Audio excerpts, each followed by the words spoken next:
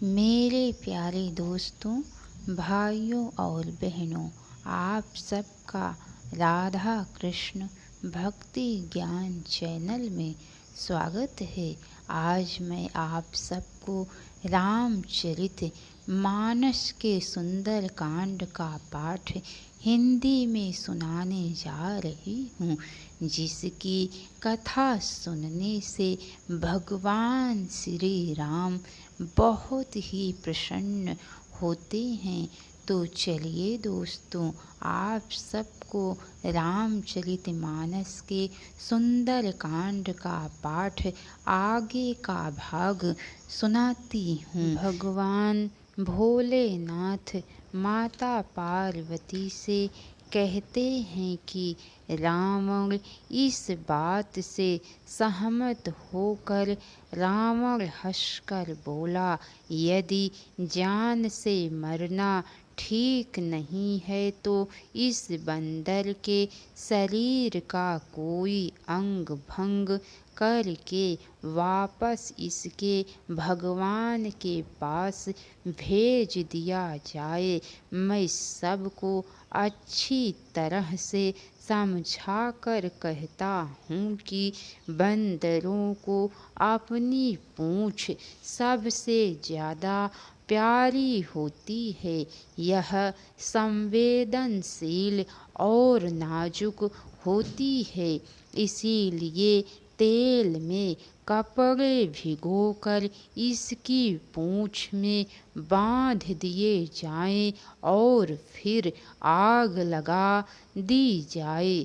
जब बिना पूँछ के यह बानर लौट कर आएगा, तब यह मूढ़ अपने उस स्वामी को लेकर यहाँ आएगा जिनकी इसने इतनी प्रशंसा की है। मैं भी उनकी शक्ति क्षमता को देखूं तो सही कि वे कितने शक्तिशाली हैं। रावण के वचन सुनकर हनुमान जी मन ही मन मुस्कराए और मन में ही सोचने लगे कि मैं समझ गया कि बुद्धि की देवी सरस्वती ही उसे ऐसी प्रेरणा देने में सहायक हुई हैं। समस्त राक्षस रावण की आज्ञा मानकर वैसे ही तैयारी करने लगे। राक्षसों ने पूरे नगर में घुमाकर सारे पुराने कपड़े और तेल इकट्ठे किए और उनकी पूँछ में लपेटने लगे। नगर में जब कोई भी कपड़ा, तेल, घी पूँछ में लपेटने के लिए नहीं बचा, तब हनुमान ने खेल ही खेल में अपनी पूँछ बड़ी करनी शुरू कर दी। तो नगरवासी तमाशा देखने के लिए इकट्ठे हो गए। वह सभी हनुमान को पैर से ठोकरें मारने लगे और उनकी हंसी उड़ाने लगे। सब तरफ ढोल बजने लगे, लोग तालियां पीटते रहे और हनुमान जी को नगर में इधर उधर घुमाते फिरते रहे। फिर पूँछ में आग लगा दी। अग्नि को जलते हुए हनुमान ने जब देखा तो उन्होंने फिर से तुरंत बहुत छोटा रूप धारण कर लिया। अपने बंधन पास से बाहर निकलकर हनुमान अपने छोटे रूप में महलों की सोने की अटारियों पर जा चढ़े। जलती हुई लंबी पूँछ की लपटों से राक्षसों की स्त्रियां बहुत भयभीत हो गईं।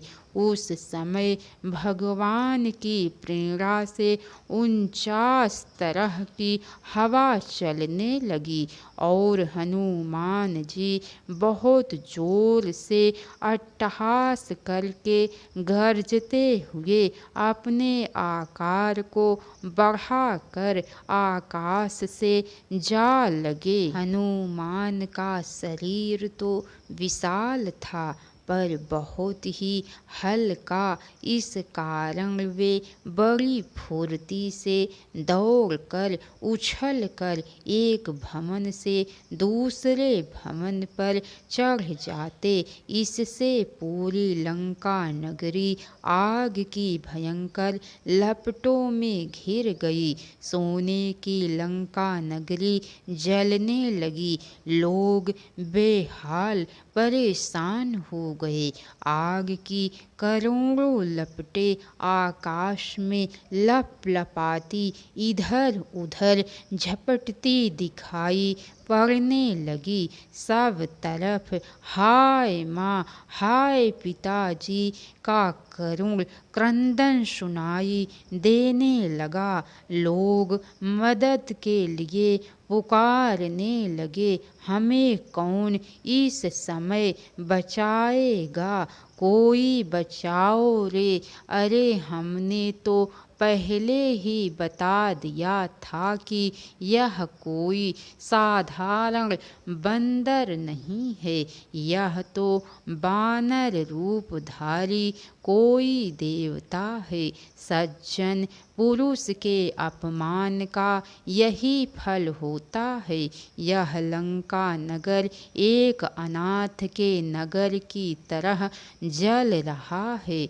हनुमान जी ने थोड़े ही समय में विभीषण का घर छोड़कर लंका नगरी के सारे भवन को जला दिया। शिव जी ने कहा, हे पार्वती, हनुमान की पूंछ में आग लगने पर भी वे इसीलिए स्वयं नहीं जले क्योंकि वे तो उसी के दूत हैं जिसने अग्नि को जन्म दिया है।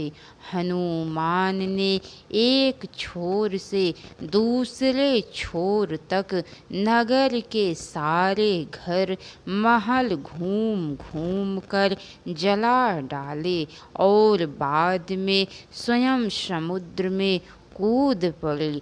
समुद्र के जल में अपनी पूंछ में आग लगी बुझाकर और उछल कूद से उत्पन्न थकावट को स्नान से दूर कर फिर से छोटा रूप धारण करके हनुमान जी माता जानकी के सामने अशोक वाटिका में जाकर हाथ जोड़कर खड़े हो गए।